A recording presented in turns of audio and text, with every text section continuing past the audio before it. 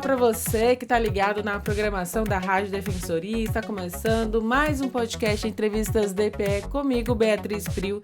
E na entrevista de hoje nós iremos conversar com Rui Bastos, que é coordenador do programa Quelônios da Amazônia, o PQA, que é um programa que compartilha sobre esse trabalho fundamental de monitoramento dos quelônios em Roraima e tem contribuído aí de maneira significativa para a preservação das tartarugas da Amazônia.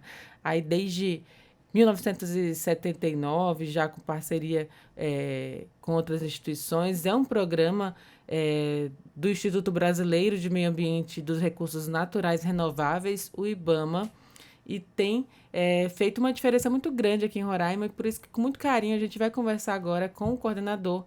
Primeiramente, seja muito bem-vindo e obrigado por ter aceitado o convite, Rui Bastos. Eu que agradeço a oportunidade de mostrar para o público o que é o PQA, né? E o que é o PQA? Explica para a gente na prática aí como é que funciona esse programa, como é que ele nasceu. O PQA ele é um projeto a nível nacional, né, coordenado pelo IBAMA. E é um programa que, na verdade, ele surgiu bem antes do IBAMA, né? A antiga SUDEP, BDF, tudinho.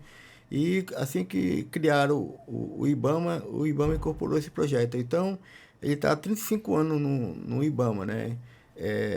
O PQA, como se chama, né? A sigla, ele contempla todos os estados da região amazônica, né? Que é da bacia do Rio Amazonas, e os estados de Tocantins, Mato Grosso e Goiás, da bacia da Araguaia. São as duas bacias que registram a ocorrência de tartaruga da Amazônia, né?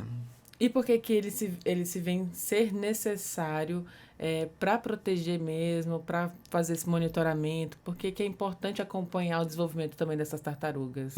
A tartaruga da Amazônia, ela vem sofrendo o tráfico, né, que a gente pode falar assim, já há muito tempo, né? Questão até de séculos, né? O tráfico de tartaruga.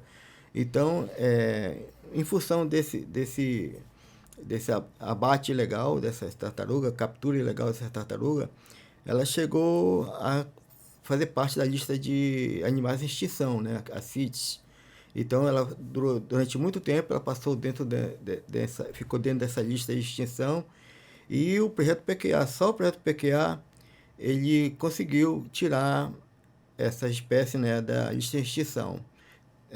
Continua ameaçada ainda, né, porque o tráfico continua, mas o projeto se desenvolveu, se estruturou de uma tal forma que a gente conseguiu praticamente equilibrar essa captura com o nascimento de novos filhotes, né? Eu queria que você explicasse também sobre o tráfico. O que chama a atenção dessas pessoas que contrabandeiam de forma ilegal esses animais? Para que serve, né? E por que é necessário combater? Por que não pode fazer isso? Bem, o tráfico basicamente para consumo da carne mesmo, exótica, né? E o mercado principal é a cidade do Amazonas. Então, esses barcos vêm do Rio Amazonas, né? Sobe ali o Rio Branco e fica aportado ali naquelas comunidades mais próximas e fica recebendo essas tartarugas que são caçadas ilegalmente, né? Pelos que a gente chama de tartarugueiro, né? A gente comumente chama de tartarugueiro esses traficantes. Então, elas abastecem esses barcos, e esses barcos vão para o Amazonas ser distribuído no mercado ilegal também, né? Que não é uma carne... existe carne de cativeiro, né? De tartaruga, mas 80% é do crime mesmo, do abate clandestino. Então, é uma carne bastante apreciada pela população, não a população em geral, mas uma elite, que a gente pode falar assim, né? Porque não é todo mundo que consome. Então, uma tartaruga apreendida lá nessa região do Baixo Rio Branco, é vendida por atravessadores, na verdade, são os atravessadores, é vendida em torno de 200, 300 reais, cada uma da tartaruga, dependendo do tamanho. E essa tartaruga é comercializada em Manaus em torno de 1.500, 1.200 reais. Então, é uma coisa que compensa para o crime, e por isso que ele é tão, difícil de combater, né? Porque a quantidade é muito grande, cara. O valor É o valor, pois é um dinheiro valor, mesmo, circula exatamente, muito dinheiro, na verdade, muito, né? muito dinheiro. E como é que funciona o ciclo de reprodução mesmo desses quelônios, das tartarugas da Amazônia? Quanto tempo demora para essa tartaruga chegar a ficar um animal grande, adulto mesmo? Bem, contando só o tema de curiosidade, em torno de de cada 1.000 filhotes, apenas um chega à fase adulta, né? A fase de reprodução. Isso é uma estatística, né? Então, a tartaruga do início do seu nascimento até a condição de reprodutiva passa em torno de 30 anos. É um período muito longo, né? É, por isso que algumas espécies, quando atingem 30 anos, já é capturada pelo traficante. Então ela não tem Antes de reproduzir. então ela nem tem condições, às vezes, de perpetuar a espécie, né? Porque ela é caçada logo já no início, né? É, os tartarugas preferem aquelas mais antigas, são maiores. Sabe? Uma tartaruga vive em torno de 100 anos, né? Então, as maiores atingem uma média assim, de 1 metro, né? E pesa em torno de 75 quilos. Isso, Nossa, é muito grande. grande. Acabei de medir aqui com o braço. As adultas já atingem essa coisa. Mas é escasso de qualquer tamanho, né? A prática deles, eles colocam uma rede que se chama de capa-saco, né? Uma rede própria para isso, e eles fecham praticamente todo o rio, ponta a ponta, né? Um lugar onde fica mais estreito, né? eles botam essa rede. Essa rede, às vezes, tem mais de 200 metros, 300 metros. É muito grande. Então, essa tartaruga, quando ela está migrando, ela dá de cara com essa rede e fica presa nessa rede, né? Então, eles retiram, ele puxa essa rede e vão retirando a espécie. E acaba que né, as pequenas, as grandes, as médias, Vai todas vão tudo, junto, tudo que porque mesmo que não seja para consumo ali da carne, acabam utilizando os outros animais, aliás, em porte menor, os menores, para outros tipos de uso também. Geralmente os menores, eles não utilizam, né? Porque não compensa para eles levar as pessoas que compram, né? Gostam de comprar aquelas tartarugas grandes. Geralmente faz aqueles eventos clandestinos também, né? Para servir a tartaruga como um prato principal. Então eles preferem que seja uma tartaruga maior, né? Então aquelas menores, apesar de eles capturarem, eles não fazem tráfico de tartaruga. Só para você ter uma ideia, assim, em termos de percentual, a cada temporada a gente aprende assim em torno de 300, 400 tartaruga, né? Mas isso chega a um número muito maior, porque a nossa equipe do PQA não é uma equipe de fiscalização, é uma equipe de monitoramento e então a gente não tem poder de fiscalização de polícia, mesmo, né? Apesar de a gente estar acompanhado da CIPA, né? A Companhia Independente Ambiental, mas a gente não é um trabalho de fiscalização. Então, quando a gente faz alguma apreensão,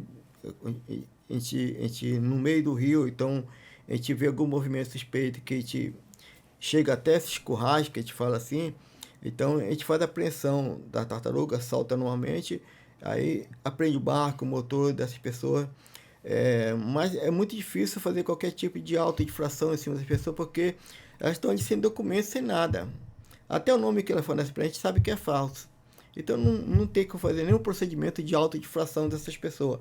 Então a gente praticamente deixa livre, né? Porque a nossa base, o nosso projeto, ele fica 7 horas e meia de quase 7, 8 horas da cidade de Caracareca, a cidade mais próxima, né? Então fica difícil trazer aquela pessoa presa para Caracaraí porque a gente não tem essas condições. Então a gente solta esses tartarugueiros e apreende os barcos, os motores que tem, a rede que eles têm tudinho, para uma forma de combater esse tráfico, né? Então, e só concluindo, uma tartaruga, em média, ela coloca em torno de 95 ovos, em média. Ela coloca, às vezes, 140, 50, às vezes menos isso aí. Então, se a gente for levar em consideração e uma tartaruga que faz 90 ninhos, então multiplique 200 a 300 tartarugas. Isso que a gente aprende, mas durante a temporada, eles fazem um tráfico a gente acredita, de mais de 1.000 fêmeas, né? Então, imagine 1.000 fêmeas e 90 ovos. Então, a quantidade que esse tartarugueiro pediram de que essa espécie procriasse. Por isso que ele entrou na fase de extinção. Não foi nem tanto pela captura da espécie, né? Que também influenciou para a extinção, mas o que eles deixaram, o que eles impediram de reprodução, né? Em torno de, não fiz esses cálculos, mas em torno de mais de 300 filhotes, né? 300 mil filhotes. 300 mil filhotes, desculpa. Então, é uma produção até algumas temporadas, é uma produção que deixou de nascer filhote num número muito maior do que a gente protege, né? A gente protege o nosso projeto, ele solta assim, no rio por temporada em torno de 90 mil, 95 mil, né? E a gente calcula que só o tráfico impede o nascimento de 300, 400 mil filhotes, né? Então, é uma média muito acima do nosso projeto, é por isso que é preocupante, né? E a gente tem que estar montando estratégia para combater isso, porque senão ela vai voltar de novo para a extinção, né, tartaruga? Hoje, por exemplo, vocês estão aí monitorando cerca de 470 mil ovos ou mesmo ali os ninhos. Hoje a gente está com uma previsão, porque todos esses ninhos a gente identifica e registra ele com número, a data de postura dos ovos, tudinho. Esse ano foi um atípico, né? A quantidade foi muito grande de tartaruga, então não teve condição de fazer esse registro. Os ovos, elas faziam ninho um em cima do outro, então a gente perdeu esse controle de número. Mas pela estimativa que a gente tem, pela experiência, a gente está calculando que vai ter muito acima de 400 covas, né, de ninho. E isso é uma produção, com certeza, acima de 100 mil filhotes, né? Porque eu queria que o senhor explicasse sobre esse nascimento também, né? Uhum. Todos esses ovos que são monitorados, aliás, que são postos mesmo pelas tartarugas, eles chegam a nascer, chegam quais são os desafios desse animalzinho ali que nasce bem pequenininho do ovo até chegar no rio, até conseguir essa independência? Tá, geralmente lá para o mês de outubro, quando as águas do Rio Branco secam e começa a florar aquelas praias, começa a desova de tartaruga, né? Então a tartaruga vai para a praia, cava na areia da praia esse ninho, e depois de 60 dias, né, ele fica... o ninho, na verdade, é uma chocadeira natural, né? Então ela fica chocando aqueles ovos tudinho, e depois de 60 dias eles começam a eclodir. Eclodir, que eu falo, é sair do ninho para o rio, né? Sair do ninho, andar nas praias e vai para o rio. Aí começa o nosso projeto de conservação e de preservação dos filhotes, né? Porque quando eles saem do ninho, naturalmente isso, quando sai do ninho para o rio, eles são atacados por urubus, por gavião, jacaré... Pelo próprio ecossistema mesmo. Pelo ecossistema. Então, existe uma... Quando eles saem naturalmente, existe uma quantidade de mortes muito grande, né? Sabe? Vamos dizer, de 100 de filhotes que saem do ninho, facilmente 20 é abatido pelas aves. Então, a nossa função também é essa, né? Quando a gente estiver próximo da eclosão, por isso que a gente faz o registro do ninho, para a gente saber qual é o período da eclosão. Então, quando eles estão para sair do ninho, a gente vai e retira esses filhotes, né? Retira e joga direto no rio, que é uma forma de evitar essa depredação. Porque a depredação na praia, tudo bem, é um ciclo da natureza, mas não ultimamente não está sendo um ciclo natural, porque o urubu ele não faz parte da fauna, né? Então, o urubu, ele entre o gavião, urubu, répteis e outros, ele é o que tem o maior poder de degradação, né? Então, a gente está evitando que esse urubu chegue próximo do filhote. Então, a gente tira do ninho, já leva direto para o rio. No rio é outra história. Lá é natural, a gente não pode intervir. Não tem como controlar. Não tem como controlar, porque esse aí já faz parte do do ecossistema, né? Então, mas a nossa função é exatamente essa. Reduzir esses impactos, Reduzir né? esses E as impactos. mortes, no caso. Exatamente. Porque, vamos colocar assim, a média de ovos. São 95 ovos dentro do ninho, né? Desses 95 ovos, geralmente a média assim, é um morto, um filhote morto que morre dentro do rio, dentro do ninho, e 3, 4 ovos que não vingaram, né? Que a gente chama, que não chegaram a coisa. Então, a perda dentro dos ninhos são muito insignificantes, muito pouco mesmo.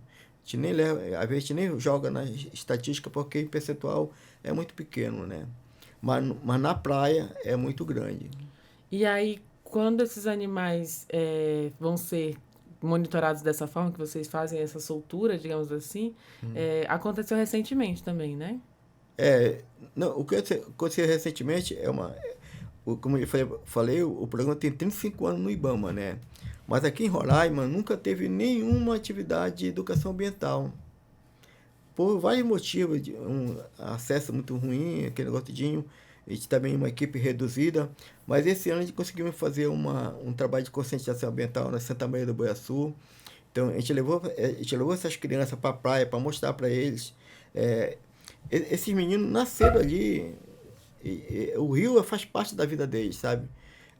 O Quelônio também faz parte da vida deles, dessas crianças. São ribeirinhos, né? São ribeirinhos. Só que eles nunca tinham visto a sensação de ver 5.000 filhotes soltos uma vez, cara. Eles ficaram impressionados, assim, parece que é uma coisa sabe, do outro mundo, mas é lá da região deles, só que eles não tiveram essa oportunidade de ver. Então, a gente tá com essa necessidade de fazer uma base de educação, sabe? Já que é muito difícil fazer essa educação nos adultos, né, nos traficantes, então vamos educar as crianças, né, para eles ser o multiplicador dessa consciência de conservação.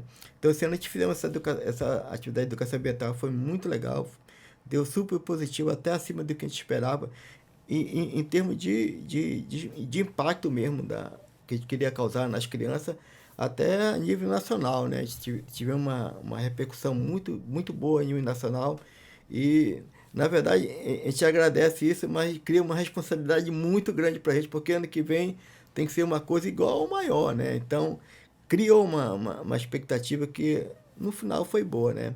Então, a nossa base, além do combate ao tráfico, a gente está também trabalhando também essa parte de conscientização do ribeirinho, né? Que é uma maneira de ajudar o projeto a ir para frente, né? Só para explicar à população do estado de Roraima, quem nunca desceu ali o Baixo Rio Branco, pegou um barco, desceu ali até de Caracaraí até Santa Maria do Boiaçu, você falou que são de 7 a 8 horas de barco para a primeira vila, que é Santa Maria do Boiaçu.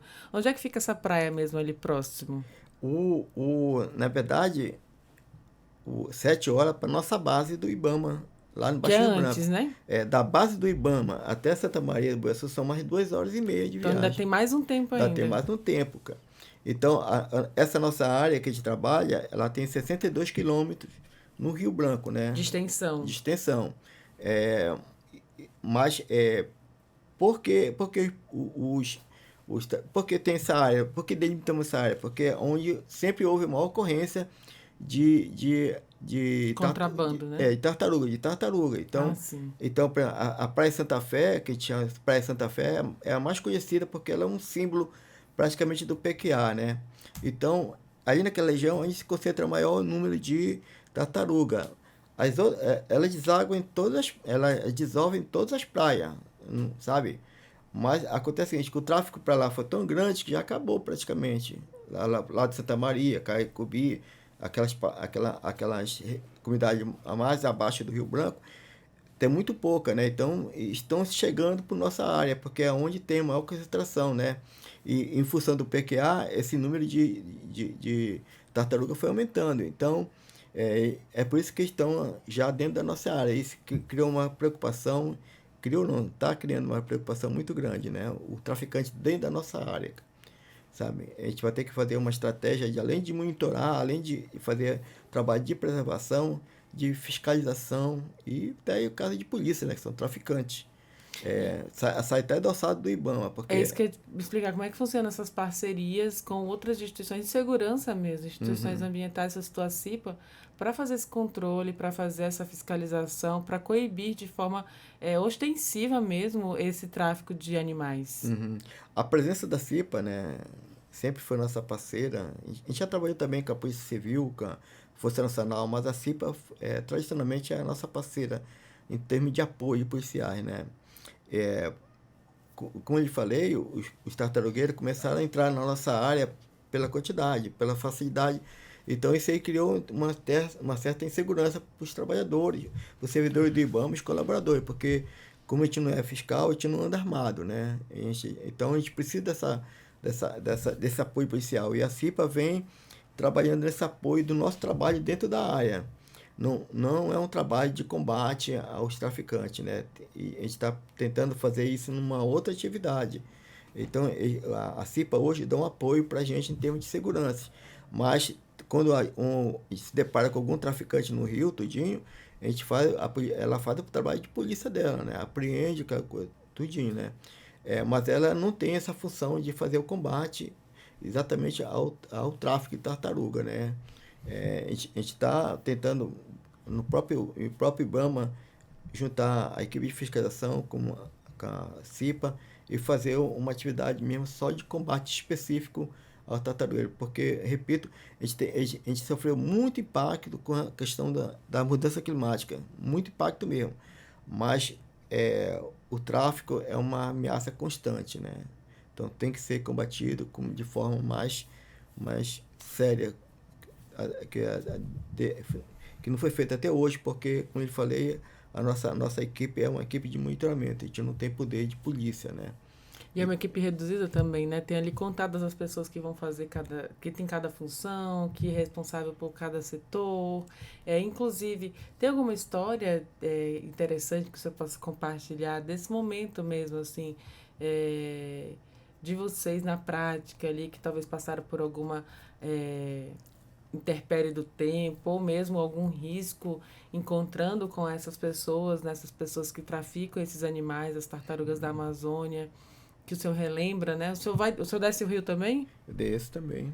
A gente alterna a equipe de 15 em 15 dias, né? Tem uma equipe que passa 15 dias lá, depois vai outra, rende essa turma. Então, eu faço parte de uma dessas Faz essa equipes. escala, né? Dessa escala. Em termos de... Não na curiosidade, mas uma coisa assim que ficou bem marcada foi uma vez que a gente avistou de longe, né? Um movimento na praia. Os tartarugueiros têm um hábito noturno. Você não encontra eles de dia, dificilmente você encontra, sabe? Aí, a partir do momento que a gente começou a monitorar eles com drone, a gente começou a ver esse movimento desde de dia. Por exemplo, estão na praia, identifica um barco muito longe, numa distância muito grande, que a gente não consegue ver, mas consegue ver o barco. Então, eles se escondem, né? Aí, a gente passou a monitorar eles com drone. Então, a gente começou a ver mais os movimentos deles de dia também, exatamente para identificar o local onde eles fazem acampamento deles, onde eles guardam a tartaruga. E a gente conseguiu abordar um local desse aí que tinha 288 tartarugas, cara. 288. Eram 3 currais cheios de tartarugas. Então, foi a maior pressão que a gente teve, né? E conseguimos dar um flagrante nele, que dificilmente a gente prende tartarugueiro. Quando ele vê uma equipe do IBAMA, então da CIPA ou da FEMAR, né, dependendo do órgão que estiver lá, eles abandonam tudo e correm para dentro do mato, né? Porque aquela embarcação, aqueles coisas lá, praticamente não é dos caras estão trabalhando. Tem um agenciador, vamos dizer assim, entre aspas. Tem aquele que patrocina o que tráfico, patrocina. né? Então, esse barco é dele, esse motor é dele. Então, o traficante, quando vê isso aqui, quer se esconder, para não ser flagrado, né? Então, a gente conseguiu fazer com que chegamos no acampamento antes deles fugirem, né? Então, a gente fez a pressão desse tartarugueiro, que é muito raro, tudinho. Nesses casos, vocês estavam acompanhados pela polícia também, A né? gente sempre acompanhado da polícia. A gente não desce sem a polícia para lá, porque se tornou muito perigoso, né? Tornou muito perigoso. Então, foi um caso assim que eu nunca tinha visto assim, num curral com 288 tartarugas, né? Falando assim, você não tem ideia se você vê. Eu falei que a maior que tem é 1 metro, sabe? Então, imagine 288 tartarugas de, sei lá, 1 metro, 80 centímetros, 70, tem todo tamanho, né? Então, é uma quantidade, assim, muito grande. Visualmente, assim, é uma coisa muito grande, né? E causa um impacto muito, muito grande essa. Então, essa é uma...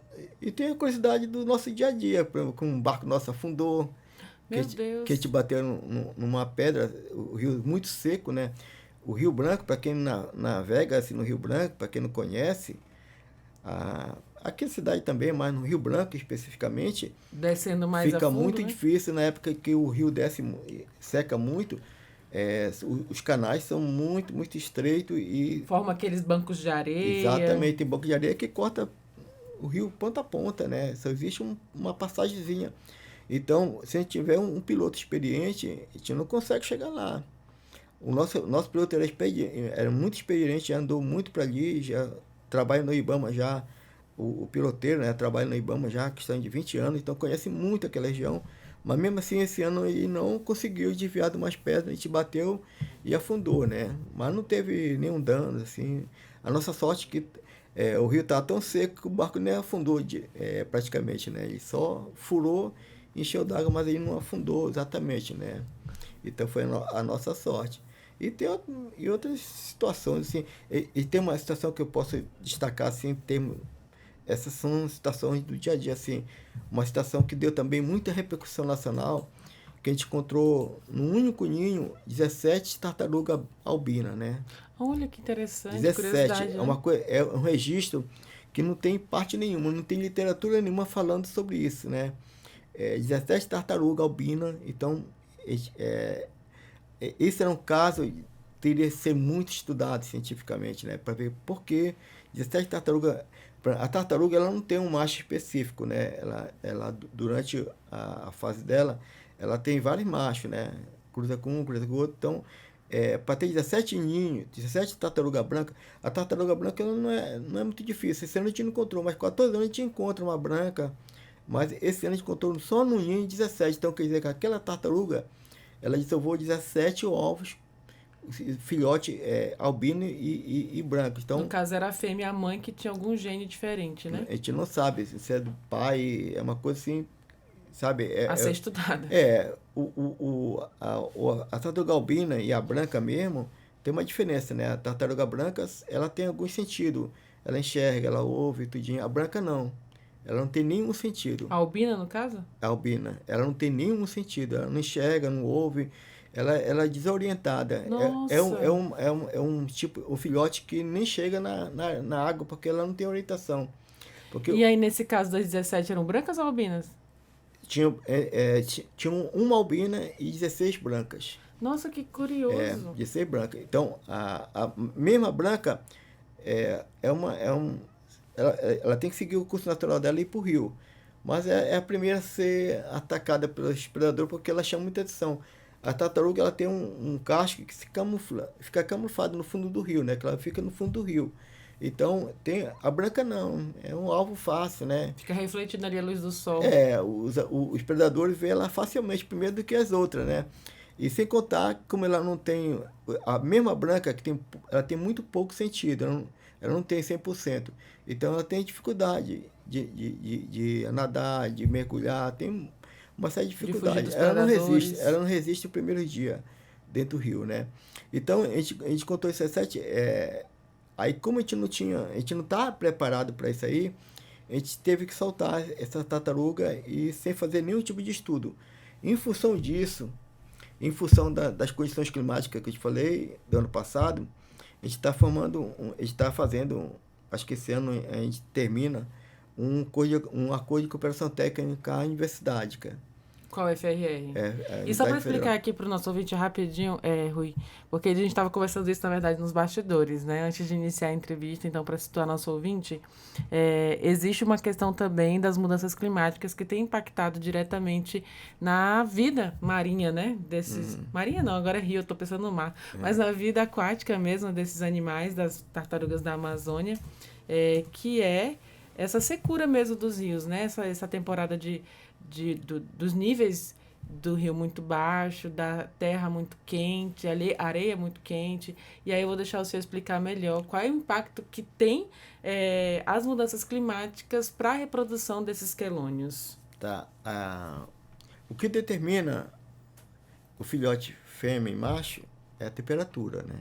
É ela que define.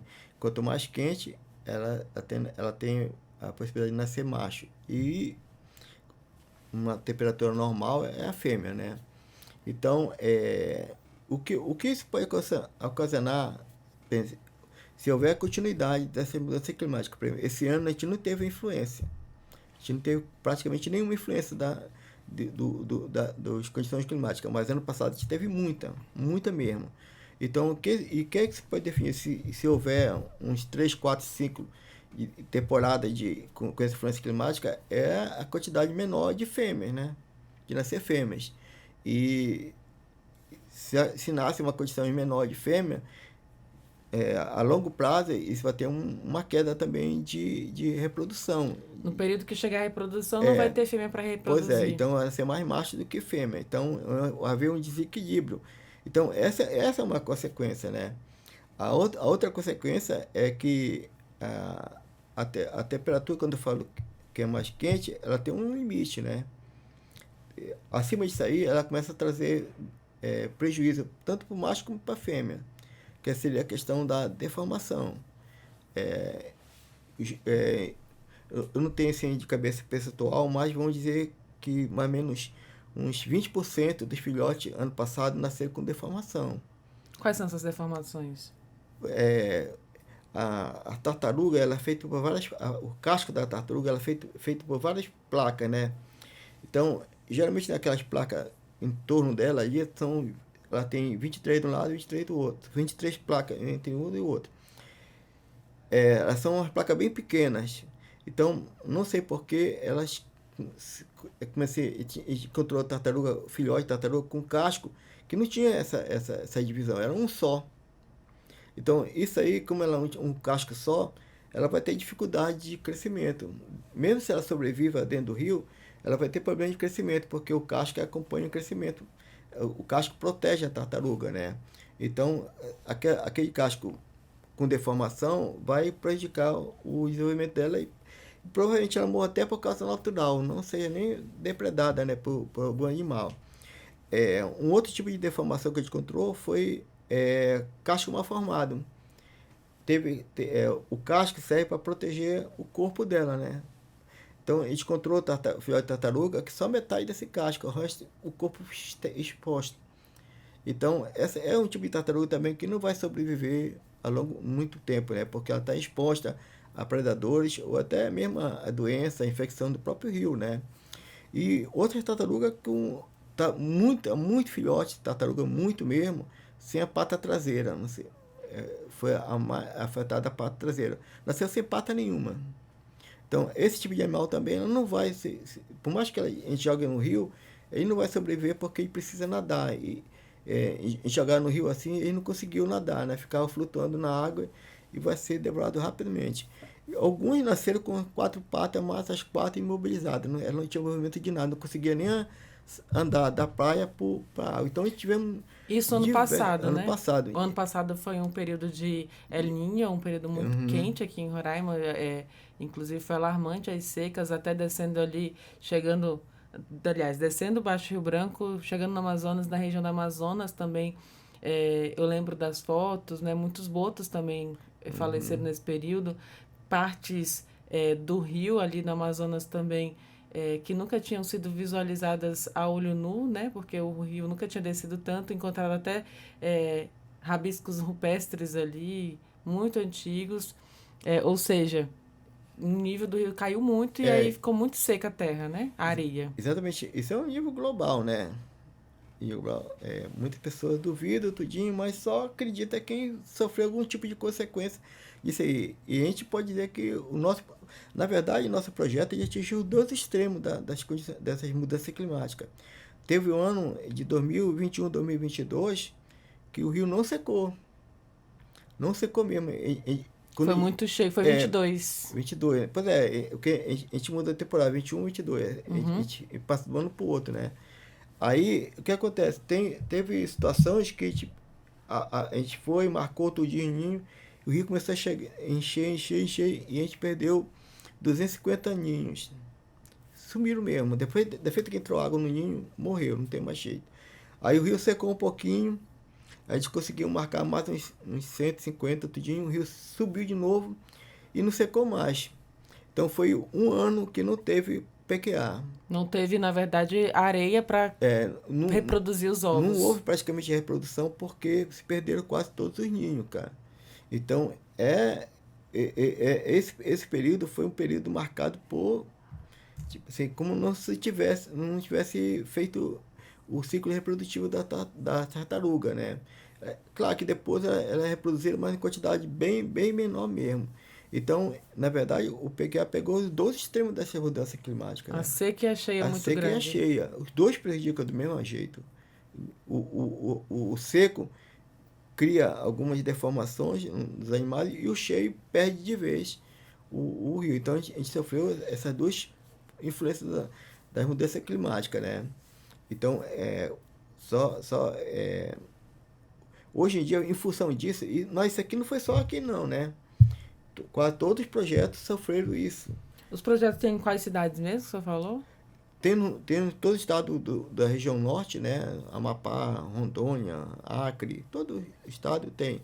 E o Mato Grosso, Tocantins e Goiás na região Araguaia. Por conta do rio que desce lá, né? Exatamente, do rio Araguaia. São as duas bacias que têm registro de tartaruga. Então, todos os projetos têm registro de influência da mudança climática. Tanto é que hoje tem uma orientação nossa de a gente fazer um nosso relatório, uma abordagem exclusiva sobre essa mudança climática. Para a gente criar dentro do próprio PQA um estudo sobre a influência, né, da mudança climática. E a universidade vai entrar exatamente nisso aí, porque a gente não é um órgão de pesquisa, né? IBAMA não é um órgão de pesquisa, então a gente não tem equipe técnica para fazer isso aí, por isso que a gente está procurando essa parceria com a universidade, porque eles vão dar essa resposta para a gente a nível técnico, né? Quais são a influência da mudança climática na reprodução de tartaruga, e não só tartaruga, né? Outros animais também, outras espécies, o próprio peixe, né? Sofre muito essa influência tudinho. Num período que o rio não enche, os peixes também não se reproduzem direito, né? Tem influência também na pesca, aquelas coisas. E aí tudo isso influencia também na própria alimentação dos outros animais e até dos quelônios também? Exatamente, porque os quelônios, quando o rio enche, eles se deslocam para aqueles igapotos para se alimentar de semente, de planta mesmo assim. Então, eles precisam também desse regime, não só na época de desova, mas também na época de se alimentar. Porque a tartaruga ela tem um desgaste muito grande. Quando ela termina a parte de desova, ela fica muito debilitada, né? Então ela precisa desse ciclo para se recuperar, para gerar novos ovos e fazer de novo a desova, né? E se não tiver esse ciclo normal, ela perde, ela não consegue desenvolver todo o potencial dela de reprodução. Então, no caso da universidade, como o senhor está falando agora, vai fechar essa parceria para fazer pesquisa mesmo e ajudar a contribuir com o trabalho do próprio programa de quelônios da Amazônia. É uma parceria, né? Eles vão dar o suporte técnico, científico para a gente que a gente não tem, né? É uma coisa assim que a mudança climática é tão séria, que a gente não sabe o que fazer para controlar isso e para diminuir, porque é uma coisa natural de clima, né? Então, a gente só faz administrar as consequências dela. Então, se adaptar melhor às consequências disso aí tudo, sabe? Mas a gente não tem como evitar. Por exemplo, os filhotes de tartaruga, quando saem do ninho, é atacado por urubu, réptil. Então, a gente tem como fazer esse manejo. Porque já muda ali o sistema controle de alimentação dos próprios animais. Por exemplo, o urubu não era para estar comendo tartaruga, né? Pois é. Não é para estar lá, né? Então já mudou o ciclo ali de vida do urubu, que aí já muda da tartaruga, que já muda da tartaruga para o outro animal. Exatamente. Porque todo mundo faz parte desse ecossistema. Na cadeia alimentar, na verdade. Se a gente for prestar atenção, é uma mudança não só de clima, mas de hábito, de próprio equilíbrio, né, da natureza. Então, influencia em tudo, né? Influencia em tudo, cara. Eu até indico aqui para quem está nos ouvindo agora, que está gostando dessa conversa sobre, né, a vida animal, sobre esse ciclo da cadeia alimentar. Tem uma série na Netflix, Rui, que se chama Nosso Planeta. Ela é fantástica. Não sei se você já assistiu. Quem tem acesso a essa plataforma e pode assistir, é uma série Nosso Planeta. Ele explica justamente isso. Foi uma equipe que percorreu várias partes do mundo inteiro, mostrando as consequências dessas mudanças na cadeia alimentar. Se, no caso, né, se não tem uma planta que parou de crescer aqui, já muda a alimentação desse animal, que já migra para outro canto e já muda também a alimentação daquele outro ambiente. E isso vai prejudicando todo o sistema realmente do mundo inteiro, né? Pois é. Começa localmente, né? A gente não consegue ver, às vezes, a gente que mora aqui não consegue ver essa mudança a nível global, né? Que é uma coisa mais local, a gente já consegue ver essas coisas, sabe? Porque é o nosso dia a dia, sabe? O PQA passa de 4 a 5 meses no Baixo Rio Branco, durante todo esse tempo. Então, a gente convive também com Se torna ribeirinho por um certo momento. É uma vilazinha que a gente cria lá dentro do coisa. Então, a gente consegue mudar, ver essas mudanças, sabe? Aí, então, imagina isso aí. Acontece em Roraima, acontece em Rondônia, acontece... Então, quando faz um geral, é um impacto muito grande, sabe? Um impacto muito grande mesmo. De todos os PQA, assim, que eu estive conversando, a gente sempre se reúne em nível nacional, foi o que sofreu mais impacto, foi o nosso.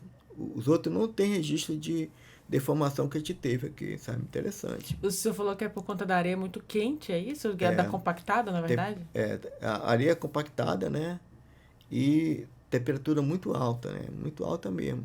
A gente faz monitoramento da temperatura, tudinho. Então a gente notou assim.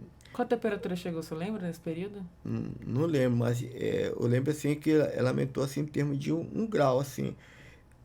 Parece pouco, mas 1 grau é muita coisa, muita coisa mesmo, sabe? Ainda mais para a vida ali que está então, nascendo, né? Qualquer mudança e outra, a água fica quente, muda todo o ecossistema, né? A água muito quente, a praia é muito quente, sabe? Então, tudo isso influencia. Não só a gente está falando de tartaruga porque eu sou coordenador de um projeto que trabalha com tartaruga, né? Mas existe toda uma influência naquela cadeia ali de vários outros animais, de várias outras são espécies, impactados. peixe, aquelas coisas tudinho, sabe? Então existe uma influência muito grande em todos eles, cara, sabe? É uma coisa assim que a pessoa, eu acho que deveria, não só no estado, mas deveria ter todo o país, todo o estado, um estudo mais sério sobre isso, sabe? Em termos de... existe só aquela projeção, vai esquentar, sabe? Mas já está acontecendo, né? E a gente não vê assim uma preocupação, um registro, ou alguma coisa explicando assim, já em 2025, né? A gente até sofreu influência em 2025. No PQA a gente não sofreu muita influência, esse ano não teve muita influência, né? Mas isso não garante que amanhã, em 2026, a gente vai ter isso. Porque é uma coisa que, como eu falei, a gente não tem controle, né? Sobre essas mudanças, a gente não tem controle. E é assustador porque, assim, eu vejo...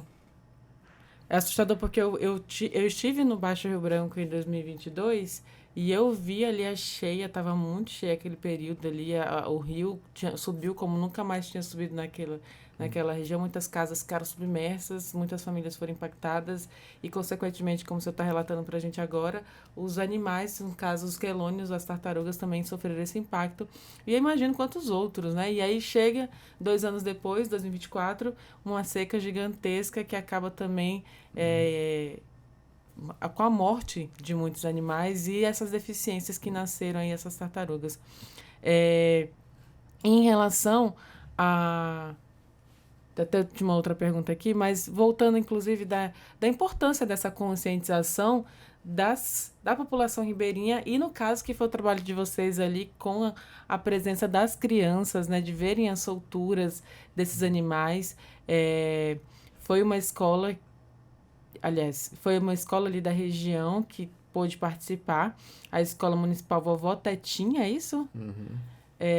da comunidade Santa Maria do Boiaçu, que fica já na região de Rorainópolis, e aí presenciaram lá no Tabuleiro de Santa Fé a soltura dessas pequenas tartaruguinhas, né? E aí eles ficaram encantados, como o Rui falou aqui, e de qual é o impacto que isso pode surtir a longo prazo mesmo, né? Você traz esse tipo de conscientização, mostra como é importante a vida, né, desses animais, a vida das tartarugas neste caso, para subsistência, né? Para a existência realmente de outros animais na Amazônia. A gente fala que a gente está numa região aqui riquíssima. Eu sou apaixonada pelo nosso estado, pela nossa Amazônia. Então, assim, tem esse trabalho também. É importante falar. Esse trabalho foi importante, vou dizer, por dois ângulos, assim, né? Foi uma campanha que a gente fez de educação ambiental que a gente conseguiu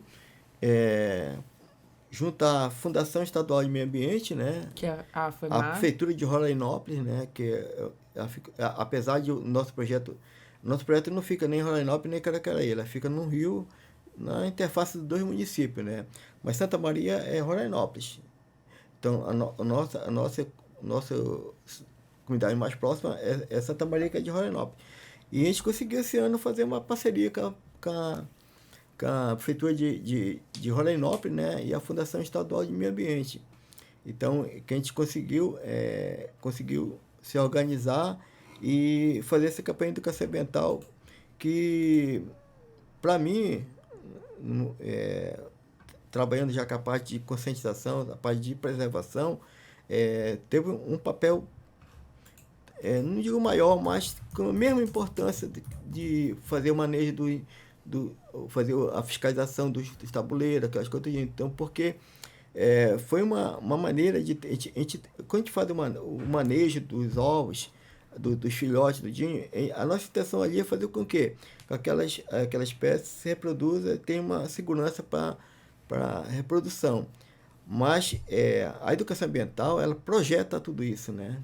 Ela levou essa projeção, deixou de ser uma coisa local do IBAMA, na equipe do IBAMA, para ser uma coisa nacional, né? Tanto é que a gente teve acesso a 3 jornais em nível nacional, né? Que foi o Jornal Hoje, da RTV, da Rede TV, né? E da Band. Então a gente teve, a nível nacional, 3 projeções. Eu não esperava tudo isso, vou ser bem franco com você. Eu esperava ter um trabalho de conscientização com a comunidade, aquela local, coisa, né? Ter uma repercussão até. Mas a nossa assessora de imprensa, ela conseguiu mobilizar 20 representantes da imprensa local, né? Eles foram para lá, passaram 2 dias lá na nossa base, tudinho. Então, eles tiveram a oportunidade de ver, ficaram também, não tinham noção do que...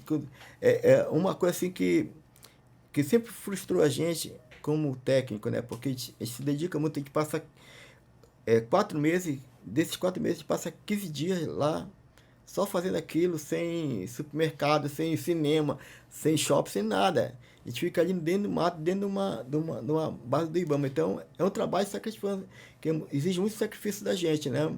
Mas a gente faz isso com orgulho, a gente faz isso com respeito, tudinho. Então, a gente fica satisfeito aí, mas a gente sentia muito que a gente não tinha esse reconhecimento da população. Agora... Então isso aí sempre um questionamento nosso. A população precisa saber o que a gente faz aqui dentro, sabe?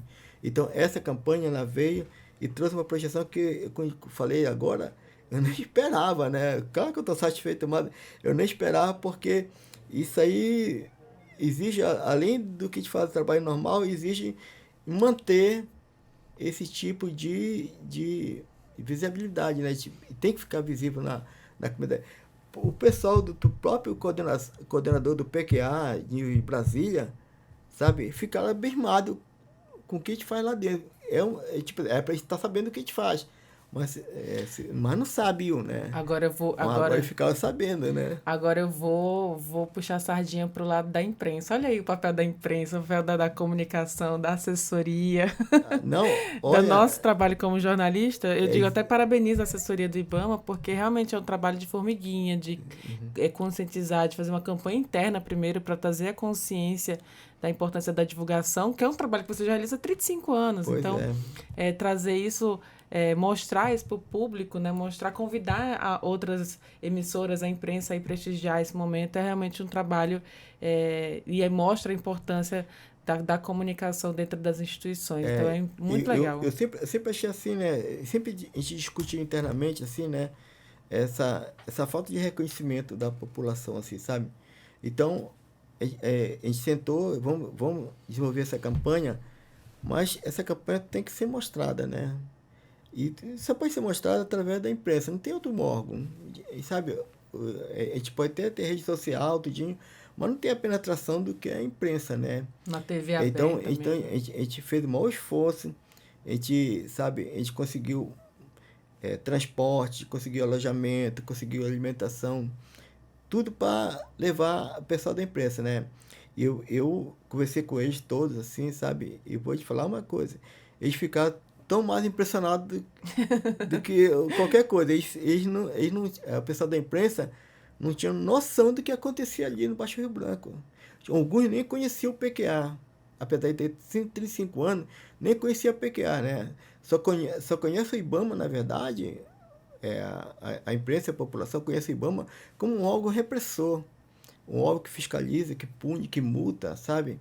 Então não tinha noção que o IBAMA faz um trabalho de conservação. O PQA, o PQA está falando em nível nacional já, né? Nacional em todos os estados, mas a coordenação nacional recebeu um título internacional como o melhor projeto de conservação do mundo, não foi daqui não, sabe? Nenhum projeto conseguiu tirar um animal da lista de extinção, nenhum, sabe? Um projeto em si, tem um órgão, um governo que trabalha, cria um parque, cria não sei o quê, e consegue preservar uma espécie, mas nenhum conseguiu tirar da lista de extinção, como a gente tirou, né? E a gente vai manter essa um mérito assim, totalmente de vocês. Então, a gente tem tanta coisa, sabe? A gente faz tanta coisa e tem tanto reconhecimento até em nível internacional, mas não tinha local, né? É uma coisa que deixa a gente muito frustrado, assim, poxa... Porque tem que contar. Pois é. Aí eu falei para o senhor que assessor e o preço do IBAMA, assim mesmo, a gente tem que levar o pessoal para lá, cara, para eles ver, sabe? Aí, as coisas foi tudo planejada, mas o dia a dia foi o melhor planejamento, porque quando chegamos lá, muita chuva, né? Então, isso de certa forma criou algum obstáculo para fazer as reportagens, tudinho, porque não podia sair com equipamento, mas deu uma noção do que a gente faz lá, porque é isso que a gente faz, quando a gente está lá na praia, choveu, a gente pega a chuva. Tá sol, tá lá. Então eles viram uma realidade que não ia ser mostrada se tivesse sol tudo bonito, né? Tudinho. Então, sobre todos os aspectos, até as coisas que a gente estava esperando, não estava planejado, aconteceram, foi tudo por bem, né? Logicamente, eu até quero colocar a nossa falha, que é a nossa desculpa, que não convidamos ninguém de vocês para... a gente precisa fazer esse Na próxima me leva, tá bom? Pois não. Rapaz, olha, eu falei para... Sabe, o que tiver pessoas interessadas, a gente leva. A gente tem uma embarcação do IBAMA, da FEMAR, que é para 20 pessoas, né? A embarcação da FEMAR é 20 pessoas. A gente não tem embarcação desse porte, nossas embarcações são pequenas. Então, essa lancha da FEMAR foi só para o pessoal da imprensa. Só dedicada ao pessoal da imprensa, né? Então, foram 20 pessoas da imprensa e ficaram assim... como eu estou te falando assim... eles mostraram o que é o projeto PQA e ficaram impressionados com as praias onde tinha os ninhos, ficaram impressionados com essa altura dos filhotes e ficaram impressionados com a distância que é o nosso projeto. Ficou uns caras, pensavam que era mais perto, né? Já tinha falado, olha, é 7 horas de viagem. A pessoa não tem noção quanto que é 7 horas de viagem. Mas quem faz a primeira vez, a gente está acostumado. A gente viaja 7, 8 horas. A gente está acostumado com isso, a gente nem sente essa distância. Mas quem vai a primeira vez, não esquece nunca, né? Não esquece não, porque é cansativo. 7 horas, 9... Eles fizeram 9 horas de viagem na volta, porque o rio estava mais seco. Quando eles foram, o rio estava um pouquinho mais cheio, então foi mais fácil. Mas na volta, eles passaram 9 horas de viagem. Aí você anda dentro do barco, aí olha a paisagem, olha o tempo. Não, pior que não tem, que é tudo sentado, né? Era aqueles do voadeira que fala, né? não tem como andar no barco, não tem como... Mas tem e olha a paisagem, olha o rio, olha a paisagem, olha o exatamente. rio e não chega. Mas tem muita coisa para ver, olha, tem muita coisa para ver. Sim, é lindo. Enfim, o caminho é lindo até Santa Maria do Boiaçu. Realmente, assim, a gente vê animais, vê aves no meio do caminho. É uma coisa belíssima. Se quem tiver a oportunidade de ir um dia, vá. Mas, voltando inclusive um pouquinho aqui aos quelônios, né? Eles se encantaram, a imprensa se encantou. E o encantamento que tiveram, né? Os repórteres escreveram essas histórias, contaram, narraram. E isso acabou encantando também outras pessoas no Brasil inteiro por meio dessa reportagem. E trouxe essa valorização, esse reconhecimento, esse impacto positivo para o IBAMA de Roraima por meio do Programa de Quelônios da Amazônia. E os planos futuros? Quais são os próximos passos agora? Eu queria que eu falasse sobre o projeto, o que já se planeja para 2025, para expandir ainda mais esse trabalho, para alcançar ainda mais o trabalho de conscientização mesmo, tanto dos ribeirinhos quanto quem não mora ali na beira do rio, para quem está aqui na cidade também. Existe uma campanha, um projeto já sendo consolidado para esse ano? O projeto termina agora, é final de março, né? A gente está programando a última viagem para o final do mês de março. Então, assim que termina, começa o planejamento para 2025. Por outro ano, né? A gente não para praticamente, porque a execução dele é menos trabalhosa do que a preparação, né? Porque a gente depende de recursos, a gente depende de estrutura, sabe?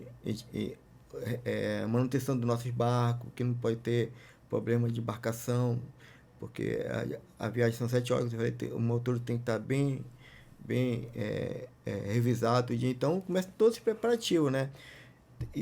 Mas também existe preparativo com essa repercussão que eu te falei, então a gente vai ter um outro foco que seria manter esse tipo de informação. Então, a gente vai ter que criar outra... A gente está pensando em fazer umas outras palestras fora do PQA mesmo. O PQA começa em outubro e termina no março do outro ano. Então, a gente está querendo fazer, entre março até outubro, campanha de educação ambiental em outras comunidades do Baixo Rio Branco, né? Em outras escolas também. E também fazer em todo o município, porque, apesar, por exemplo, Normandia não tem registro de quelônio, assim, mas é interessante alguém saber, sabe? Que existe, né? Que existe, sabe? Não existe quelônio, mas existe outras espécies que pode também ter essa influência disso aí. Caracaraí, que é uma cidade que tem muita ligação com coisa, Rorainópolis também, que tem muita ligação. Então, Boa Vista, a gente quer fazer um trabalho de consciência. Então, a gente quer divulgar isso aqui para todas as comunidades através de oficinas mesmo, distribuição de cartilhas, coisa de informativa. Então, esse ano, 2025, o preparativo para ter para 2025 e 2026 vai ser muito grande e vai ser um desafio muito grande, sabe? Você quando atinge, como todo mundo fala, né? Quando você atinge o ápice ali, aí para manter isso aí é trabalhoso. Tem que dobrar a meta. Porque qualquer coisa que cai isso aí, você já fica, poxa vida, não estou dando conta. Então, a gente vai ter que manter esse tipo de repercussão, então vai ter que ter um planejamento melhor claro, mais investimento também, né? A gente tá tentando fazer apoio com a iniciativa privada, né? Principalmente o pessoal da pesca esportiva, que tem muito lá, né? Tem muito pessoal da pesca esportiva naquela região.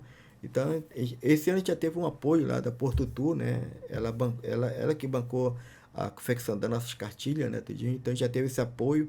Teve um outro apoio também, mas foi através da Prefeitura de Rorainópolis, né? Não foi praticamente... Foi para o PQA, mas não foi exatamente a coordenação do PQA, foi a Prefeitura de Rorainópolis. Então, a gente está buscando essa parceria com a iniciativa privada, porque o recurso público mesmo é muito complicado de você trabalhar, sabe? Além de ser reduzido, não tem flexibilidade de ter mais verba, não, sabe? Que é uma coisa planejada, né? A gente trabalha com orçamento, então fica muito difícil. Então, a gente está procurando essa parceria da iniciativa privada para melhorar isso, né? E para a gente já ir também trazendo uma conclusão sobre toda essa nossa conversa, que eu acho que é o mais importante mesmo. O que a população hoje, por exemplo, pode fazer para ajudar na conservação e na preservação dessas espécies dos quelônios na Amazônia, seja onde estiver, tanto aqui na capital Boa Vista, né, na capital do estado de Roraima, quanto também mora na beira do rio, ali nos ribeirinhos, na região de Rorainópolis, de Caracaraí. Qual é a contribuição da população nesse papel da preservação e da conservação ambiental?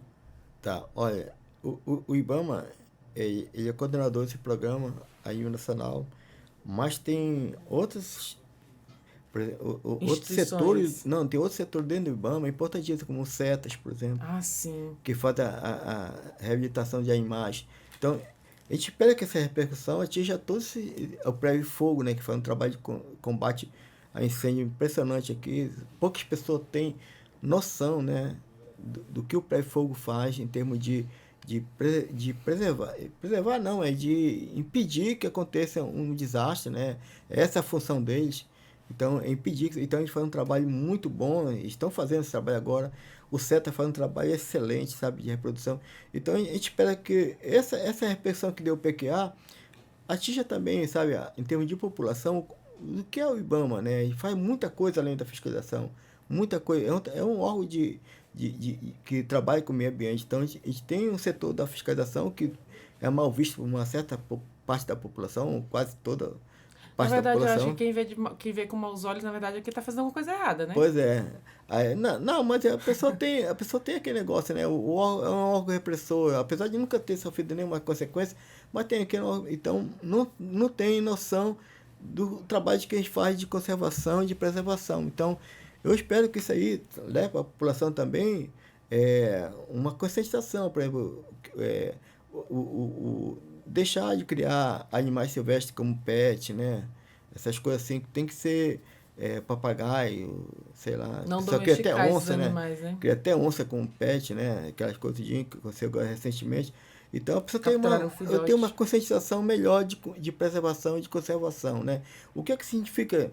Qual é a vantagem que ela vai ter com isso? Porque ela nem sabe a vantagem que ela tem de manter isso preservado, né? Só vai ter depois que não tiver mais, né?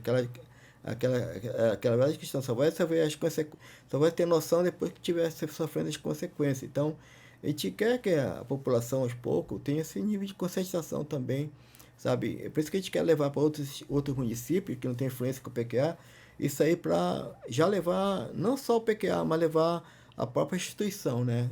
IBAMA, né? O que é que significa o IBAMA em termos de preservação?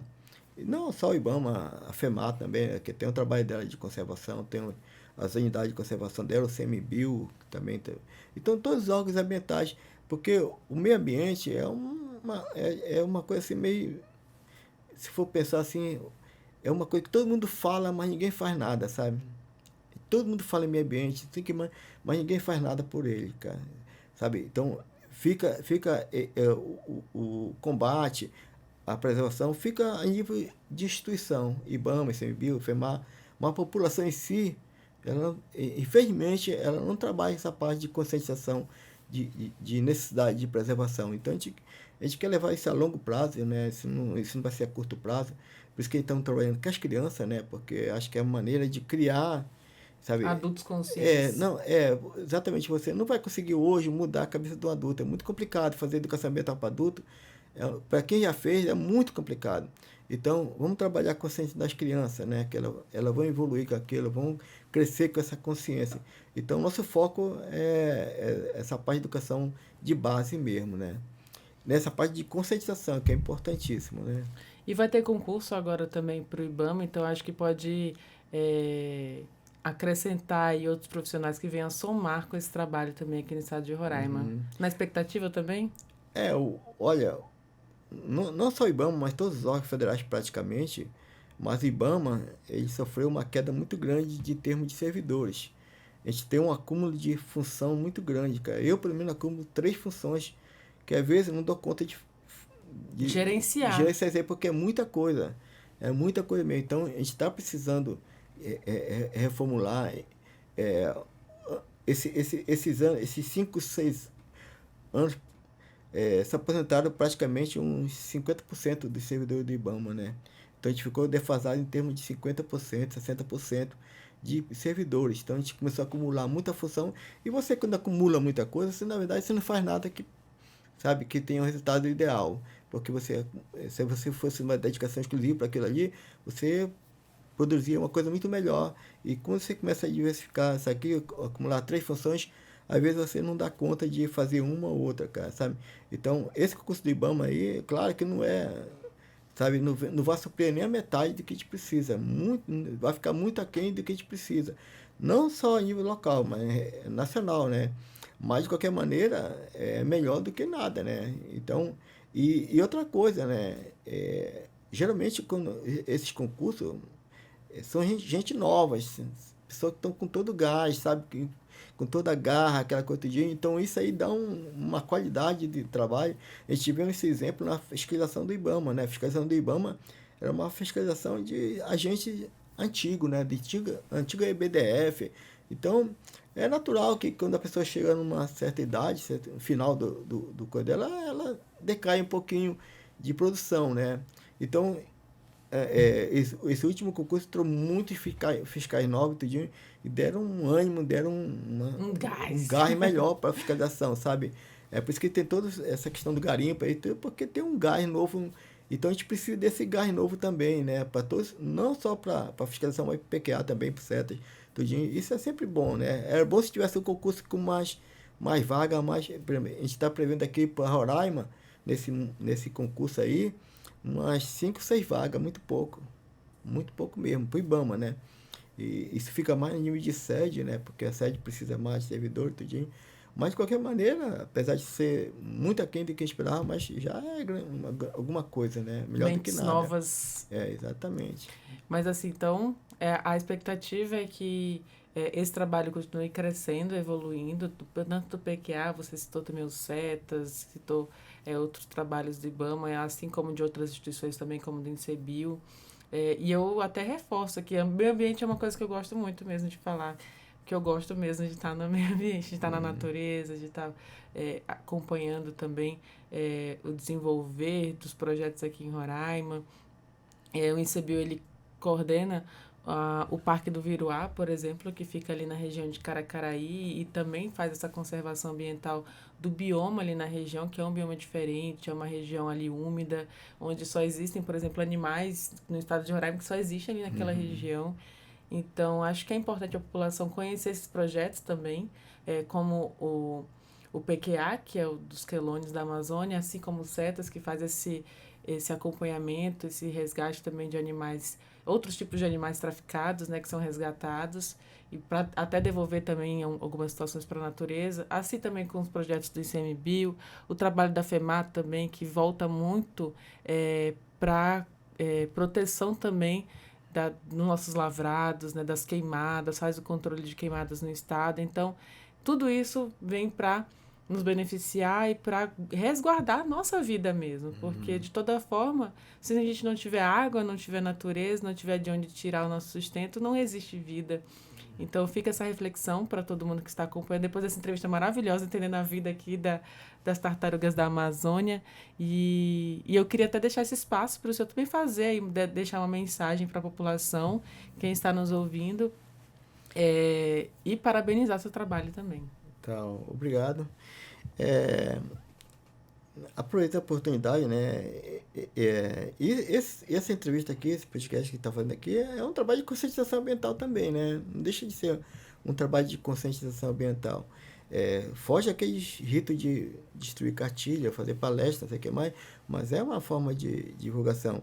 Então, o que eu sinto, assim, já sob o ponto de vista da população, sabe? A população não sabe, só como exemplo, por que foi criado o Parque do Biruá? Não sabe, né? Pesquisar, não, é uma coisa específica, que tem que conservar, tem que preservar, porque se não preservar aquilo ali, se extingue, como está falando. Tem tipo de aves, de animais, que só vivem ali, naquele local. Se aquele local sumir, essa espécie também some. Eu vi esquilo lá, sabia? Pois é. Então, esquilos da Amazônia. E só existe, tem sapos, que às vezes a pessoa até não leva a sério isso, mas só existe ali naquele local. Se aquele local não se preservar, acaba aqueles animais. E do lado do PQA, por exemplo, a tartaruga da Amazônia, ela se concentra ali naquela nossa área, né? Então, a população tem que saber que existe um projeto que está conservando isso, cara. Porque se a gente sair de lá, o tráfico e a própria natureza vai fazer com que esses animais desapareçam dali. E você, da feita que desaparece, porque algumas pessoas acham caro um projeto, não sei o quê, para de conservação, mas é muito mais caro e quase que impossível resgatar essa espécie depois que ela some, sabe? É uma coisa muito complicada que às vezes nem tem solução. Então, essa oportunidade que está me dando agora, que é uma oportunidade também de conscientizar a população, para quem está ouvindo, sabe? Se interesse um pouco mais do que é meio ambiente mesmo, sabe? Não fica só naquela meio ambiente como uma coisa ampla e vaga, sabe? O meio ambiente é uma coisa específica, sabe? Você tem que saber o que é meio ambiente e por que existe a necessidade de preservação. Então, quando a gente fala de educação ambiental, na verdade, tentar criar na população a necessidade de ter esse projeto, de ter essa unidade de conservação, de ter esses fiscais, de ter, sabe? Tudo tem sua função de preservação da natureza. Um estado nosso aqui, por exemplo, que tem uma abundância de natureza, sabe? Se a gente fosse fazer uma comparação ao estado de São Paulo, por exemplo, que tem muito pouco, mais de 60% dessa mata é destruída, né? Sobrou só o Parque Ibirapuera. Voltou aquelas ilhazinhas. A gente tem uma abundância muito grande. A gente vai deixar chegar esse nível, né? Não vai deixar. Não vamos. Mas eu queria agradecer muito, assim, ao Rui Bastos, que neste ato agora aqui de entrevista representa o projeto, aliás, o programa de Quelônios da Amazônia, coordenado aí pelo IBAMA, e estender por ele o parabéns e o agradecimento a toda a equipe também que faz parte desse projeto, que trabalha nessa conservação, nessa conscientização e nessa proteção mesmo dessa espécie, desses animais, que são lindos, na verdade. Quem já tem a oportunidade de ver uma tartaruga na vida fica encantado, né? Uma tartaruga gigante. Infelizmente, eu não tive oportunidade de ver elas na natureza. Eu só vi elas em aquários, em locais de preservação mesmo. Mas, assim, são fantásticas, lindíssimas. E é preciso preservar. Então, parabéns a toda a equipe, ao IBAMA, ao programa de Quelônios da Amazônia e muito sucesso, que muitas vidas, muitas espécies sejam salvas por meio do trabalho de vocês. Ok, obrigado. E já está feito o convite, né? Não é mais por falta de convite, né? Na próxima atividade que tiver com a imprensa, você já está convidado, e vocês todos, né? Tá anotado isso aqui, viu? Tá registrado. Eu vou descer, convite, né? Descer o Baixo Rio Branco até... Tá publicado agora o convite, até os Quelônios. Não foi voltar atrás, né, cara? Vou cobrar, mas eu vou com muito prazer. Eu gosto, aliás, eu fiquei só assistindo, eu fiquei muito curiosa, muita vontade de ir. Então, na próxima eu vou. Tá bom. Obrigada mais uma vez, Rui. Um prazer conversar com você. E para você, nosso ouvinte, eu agradeço a tua companhia até aqui. A gente vai encerrando mais esse bate-papo aqui, riquíssimo hoje de conhecimento na Entrevistas DPE. E eu te lembro que você pode ouvir essa e outras entrevistas acessando os canais oficiais da Defensoria Pública de Roraima, no Deezer, no Spotify e também no YouTube. Qualquer dúvida, digita @DefensoriaRR. Muito obrigada pela sua companhia e até o nosso próximo encontro. Tchau, tchau!